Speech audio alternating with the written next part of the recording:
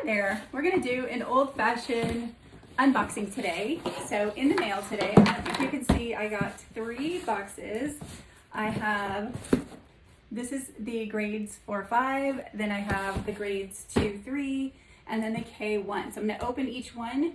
These are math tools kits, math tools resource kits from Hand to Mind, and they just so happen to be developed by myself and Kristina Grant.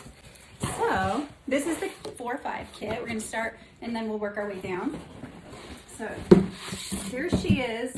She comes in this nice big tote that has inside, we have our Math Tools Resource Kit guide.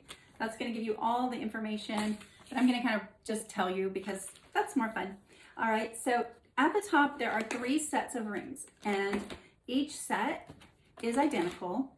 And so essentially you could have multiple students working on a particular mat at the same time, or using the reference card. So we're going to look at one set, and then we'll look at the manipulatives. And the manipulatives work perfectly on the work mats. It's just a match made in heaven. All right, so the first part, you'll have these smaller reference cards.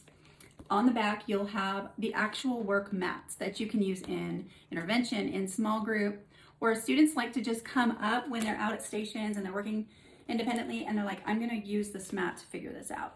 So that's really the purpose, is to scaffold and differentiate in small group, and also to allow students to work independently and have that support when you're working with other students, or they just need it.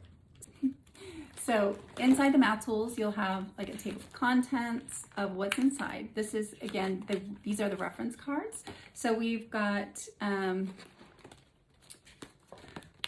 that's just how to spell the numbers up to 1,000. Here is the first reference card. So it's going to share number forms. It's like a quick reference guide to certain things that we want to highlight for this age. Then we have the decimal version of the number forms.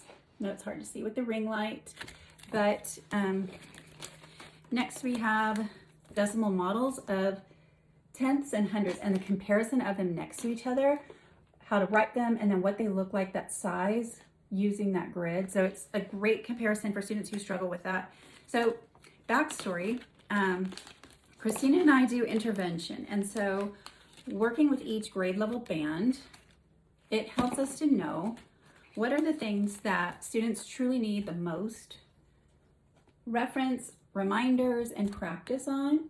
So these are, I won't go through every single reference card, but it's those things that students are like, wait, I just need to look that up really quickly. Then we get to the work mats, and the work mats directly align to these manipulatives. So for example, there's different versions of the place value chart. You can use all of the place value chips, and that also counts their decimal and whole number. And then we have, and same thing here, decimal and whole numbers can be used. These are also write and wipe, so you can just use dry erase markers on those. We've got, oh, my favorite, the fraction work mat, and then both fractions and decimals, tiles. And I don't know if you've ever opened one of these fresh out of the box, but oh, the rainbow beauty that it is. So one side is decimals, one side is fractions. Once you take these apart, then they would go back in the bag. But students can place them right on the work mat and work on representing or finding equivalent fractions, or even calculations when it fits. Okay, next, oh, I want to show you these. We have anglegs. So if you're not familiar, they are interlocking pieces. And it also has I probably held that upside down, yeah, the way to measure these, but they're going to help students to understand and form not only different angles, and they're interlocking, like they will snap onto the protractor, but you can also have them form different types of triangles as well, and discuss the sides, even, measure them, all of it. It is just a really handy conceptual way to work through some of those harder concepts that we have. So those are just way too fun for me, especially. I'm going to put these pieces back. Then we have, another one of my favorites. We have the traditional geo board, working with like lines of symmetry and angles and congruent shapes that way. But we also have, it's taped, the peg board for an XY coordinate graph, and then the little pegs are in the box as well. I'm going to tear mine a little bit, just for you. All right, so if you look here, you have directions to help you, but this is what it looks like. You're going to put on the X and Y axis. They just slide right on. You have the pegs and the rubber bands if you want to even connect your different coordinates. This is a really helpful tool for students who need that time in the concrete, and even just for demonstrating to the entire class during whole group. But again, these are scaffolding and differentiation for all of your students. Area and perimeter. I've got my 1-inch tiles, but I also have my unit cubes, my centimeter cubes. So all of those different things that I want to build and work with conceptually. All right, so that's kind of a frantic deep dive into some, not all, of the contents of the 4th, 5th Math Tools Kit and what the cards and work mats are like. I also have videos on how I organize this, which you can look for as well. I will link them. Now let's dive into the 2-3 box and see what that's all about. No one needs to see the struggle. Okay, so this is our 2-3, grades 2-3 Math Tools Resource Kit. And again, Hand of Mine by Reagan, Tunstall, and Kristina Grant. So here are the mats, and then inside the box, everything fits so nicely when you first open it, right? But I will show you how to organize in a different video, which also will give you a better look at the tools as well. Okay, so we've got our Saying Teacher Guide. It's going to list everything out for you. And then our 3 rings of our reference cards, and then our work mats for 2nd and 3rd grade.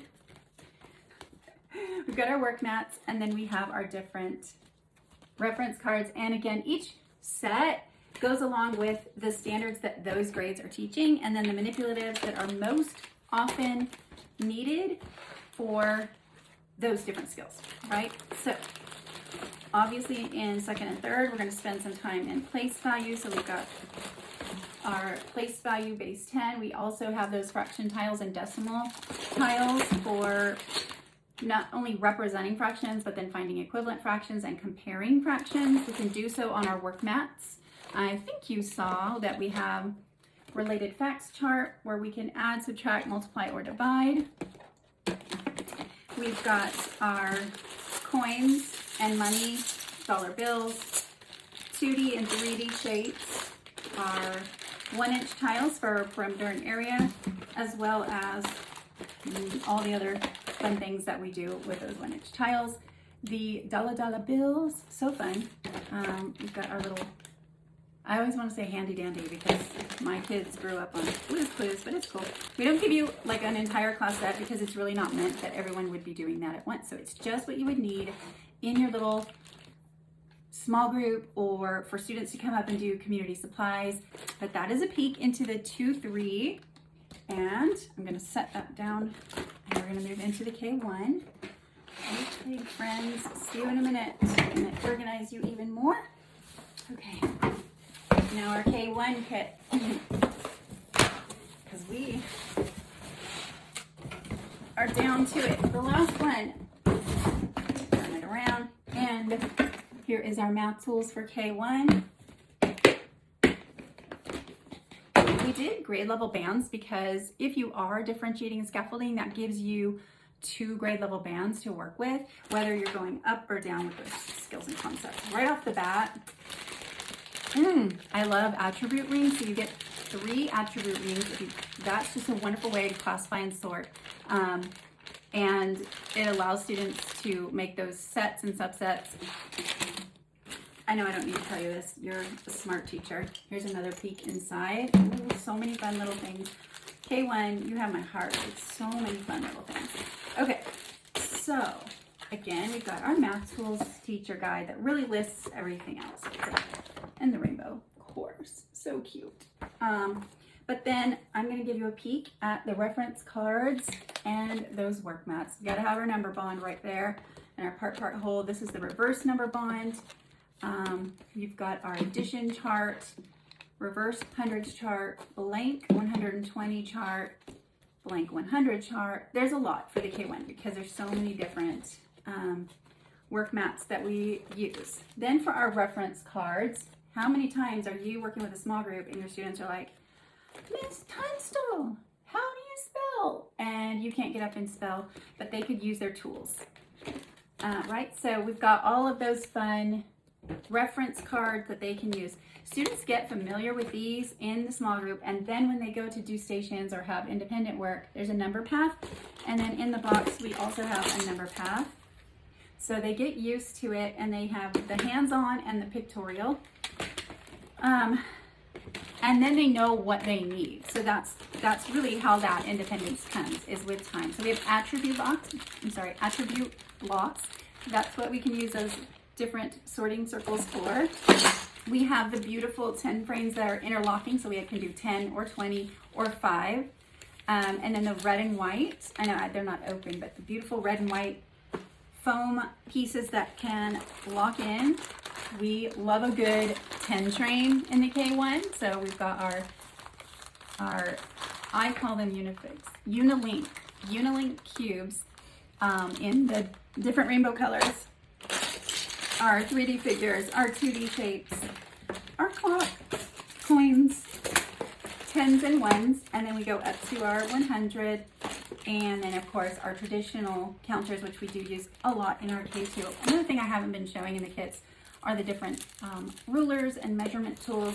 So that is a look at the math tools resource kits, just an informal unboxing version, and I hope you love them. I hope they can be so useful for not only your small group instruction, but for your students when they want to be independent